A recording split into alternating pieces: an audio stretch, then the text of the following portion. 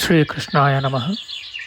ವಸುದೇವಸುತಂ ದೇವಂ ಕಂಸಚಾಣೂರಮರ್ದನಂ ದೇವಕೀ ಪರಮಾನಂದಂ ಕೃಷ್ಣಂ ವಂದೇ ಜಗದ್ಗುರುಂ. ಬ್ರಹ್ಮಸ್ಥಾನ ಸರೋಜ ಮಧ್ಯವಿಲಸಚ್ಛೀತಾಂಶು ಪೀಠಸ್ಥಿತಂ ಸ್ಫೂರ್ಜತ್ಸೂರ್ಯರುಚಿಂ ವರಾಭಯಕರಂ ಕರ್ಪೂರಕುಂದೋಜ್ವಲಂ ಶ್ವೇತಸೃಗ್ವಸನಾನುಲೇಪನಯುತಂ ವಿದ್ಯುದ್ರುಚಾ ಕಾಂತಯ ಸಂಶ್ಲಿಷ್ಟಾರ್ಧತನುಂ ಪ್ರಸನ್ನವದನಂ ವಂದೇ ಗುರುಂ ಸಾದರಂ. ಶ್ರೀ ಗುರುಭ್ಯೋ ನಮಃ. ಲಂಬೋದರಂ ಪರಮಸುಂದರಮೇಕದಂತಂ ರಕ್ತಾಂಬರಂ ತ್ರಿನಯನಂ ಪರಮಂ ಪವಿತ್ರಂ ಉದ್ಯದ್ದಿವಾಕರಕರೋಜ್ವಲಕಾಯಕಾಂತಂ ವಿಘ್ನೇಶ್ವರಂ ಸಕಲವಿಘ್ನಹರಂ ನಮಾಮಿ. ತ್ವಾಂ ದೇವ ವಿಘ್ನದಲನೇತಿ ಚ ಸುಂದರೇತಿ ಭಕ್ತಿಪ್ರಿಯೇತಿ ಸುಖದೇತಿ ಫಲಪ್ರದೇತಿ ವಿದ್ಯಾಪ್ರದೇತ್ಯಗಹರೇತಿ ಚ ಯೇ ಸ್ತುವಂತಿ ತೇಭ್ಯೋ ಗಣೇಶವರದೋ ಭವ ನಿತ್ಯಮೇವ. ಶ್ರೀ ಮಹಾಗಣಪತಯೇ ನಮಃ. ಯಾ ಕುಂದೇಂದು ತುಷಾರಹಾರಧವಳ ಯಾ ಶುಭ್ರವಸ್ತ್ರಾವೃತ ಯಾ ವೀಣಾ ವರದಂಡಮಂಡಿತಕರ ಯಾ ಶ್ವೇತಪದ್ಮಾಸನ ಯಾ ಬ್ರಹ್ಮಾಚ್ಯುತ ಶಂಕರ ಪ್ರಭೃತಿಭಿಃ ದೇವೈಃ ಸದಾ ವಂದಿತಾ ಸಾ ಮಾಂ ಪಾತು ಸರಸ್ವತೀ ಭಗವತಿ ನಿಶ್ಶೇಷಜಾಡ್ಯಾಪಃ.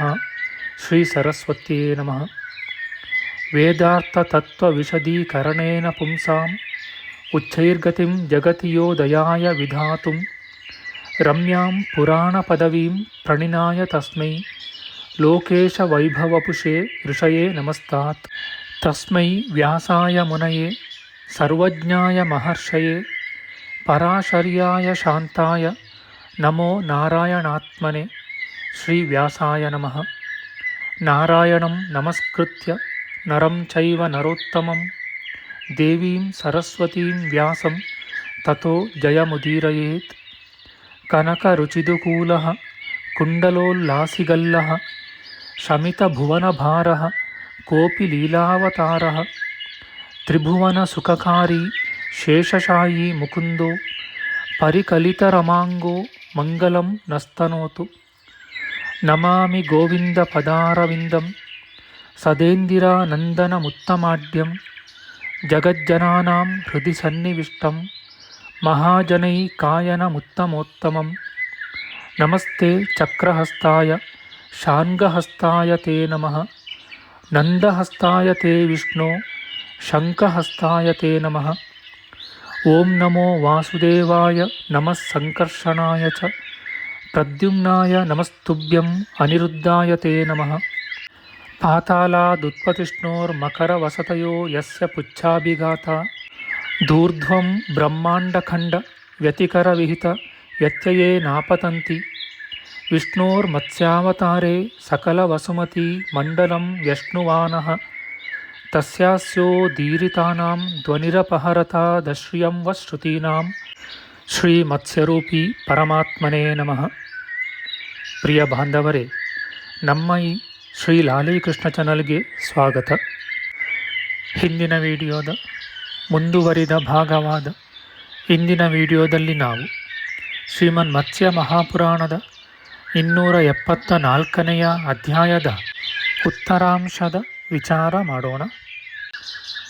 ಈ ಅಧ್ಯಾಯದಲ್ಲಿ ಮಹಾದಾನಾನುಕೀರ್ತನ, 16 ಬಗೆಯ ಮಹಾದಾನಗಳು, ತುಲಾಪುರುಷದಾನದ ವಿಚಾರ ಮಾಡೋಣ.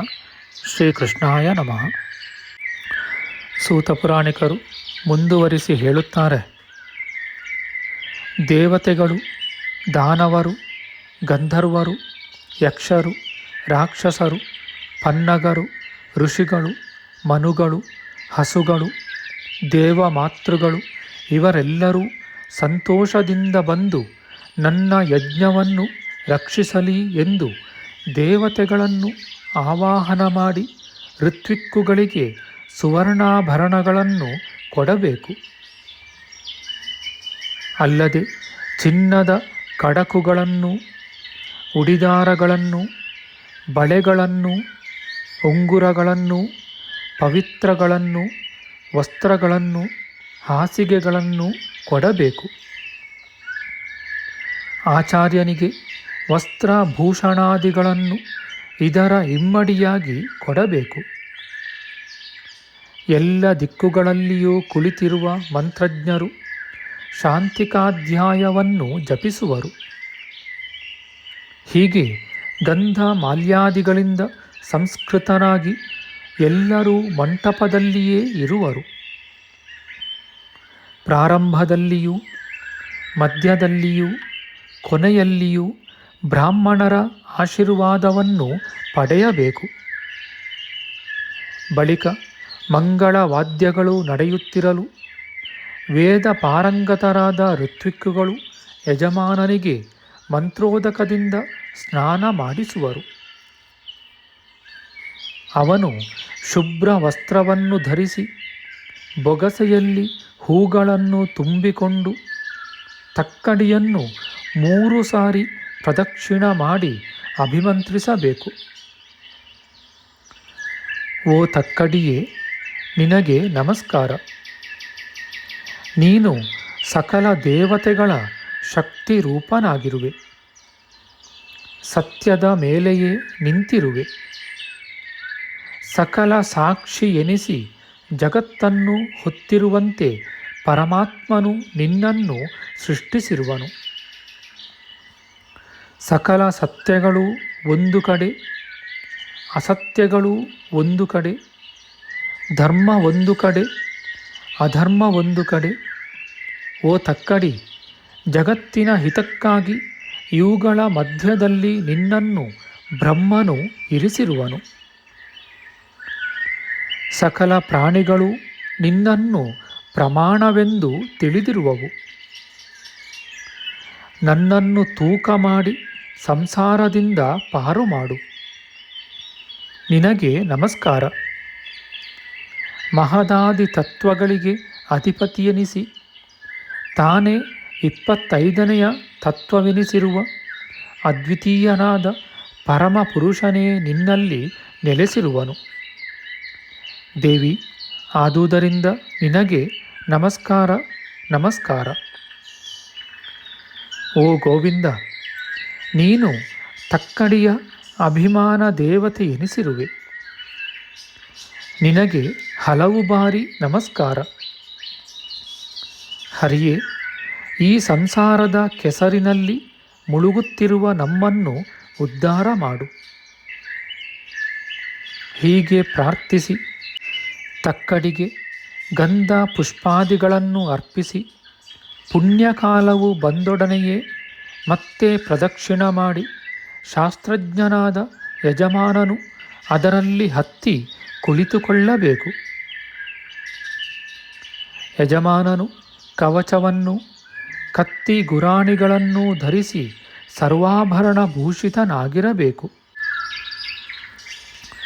ಚಿನ್ನದ ಸೂರ್ಯ ಪ್ರತಿಮೆಯನ್ನು, ಧರ್ಮರಾಜನ ಪ್ರತಿಮೆಯನ್ನು 2 ಕೈಗಳ ಮುಷ್ಟಿಗಳಲ್ಲೂ ಹಿಡಿದುಕೊಂಡು ದಂಡಿಗೆಯ ಮೇಲೆ ಇಟ್ಟಿರುವ ವಿಷ್ಣು ವಿಗ್ರಹದ ಮುಖವನ್ನು ನೋಡುತ್ತಾ ಕುಳಿತಿರಬೇಕು.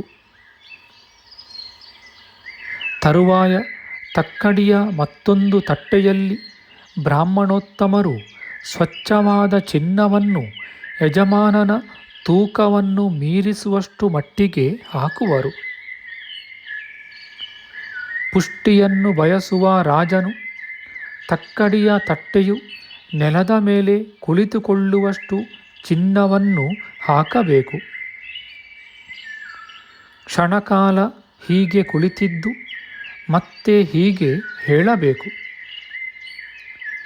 ಎಲೋ ತಕ್ಕಡಿಯೇ, ಸಕಲ ಜಂತುಗಳಿಗೂ ನೀನು ಸಾಕ್ಷಿಯಾಗಿರುವೆ. ನೀನು ಸನಾತನಿ.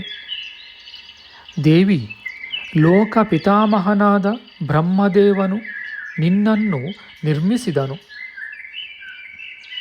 ಚರಾಚರಾತ್ಮಕವಾದ ಜಗತ್ತೆಲ್ಲವನ್ನೂ ನೀನು ಧರಿಸಿರುವೆ.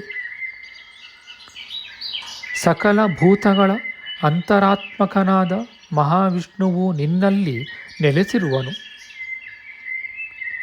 ಜಗತ್ತಿಗೆ ಆಧಾರವಾಗಿರುವ ನಿನಗೆ ನಮಸ್ಕಾರ. ಬಳಿಕ ಇಳಿದು ಆಚಾರ್ಯನಿಗೆ ಚಿನ್ನದ ಅರ್ಧಭಾಗವನ್ನು ಮೊದಲು ಒಪ್ಪಿಸಬೇಕು. ಇನ್ನು ಉಳಿದ ಅರ್ಧವನ್ನು ಋತ್ವಿಕ್ಕುಗಳಿಗೆಲ್ಲ ಧಾರಾಪೂರ್ವಕವಾಗಿ ದಾನ ಮಾಡಬೇಕು.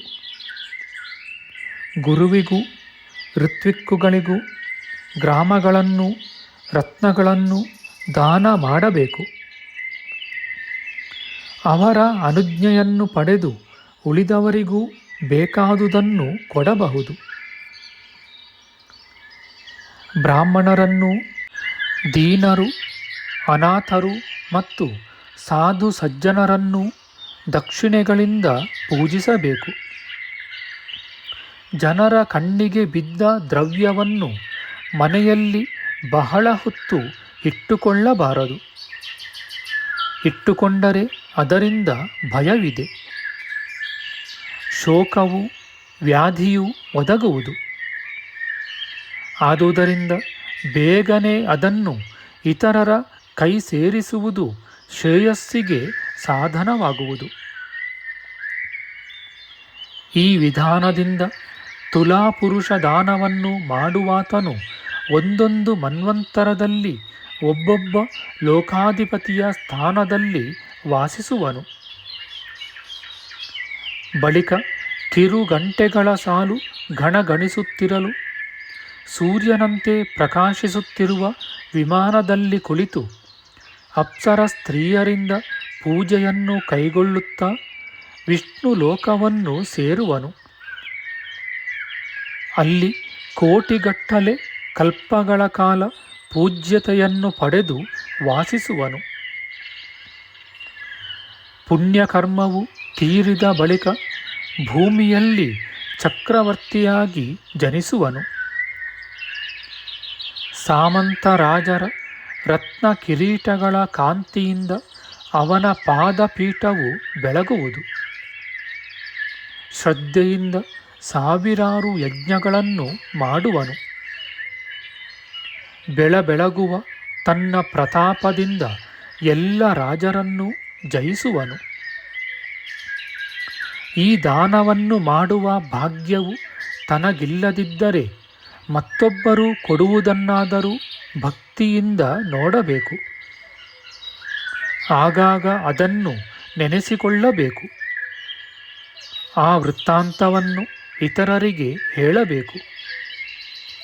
ಇಂತಹ ಮನುಷ್ಯನು ಇಂದ್ರನಿಗೆ ಸಮಾನವಾದ ರೂಪವನ್ನು ಪಡೆದು ಇಂದ್ರಾದಿ ದೇವತೆಗಳು ವಾಸಿಸುವಂತಹ ದಿವ್ಯ ಸ್ಥಾನವನ್ನೈದುವನು.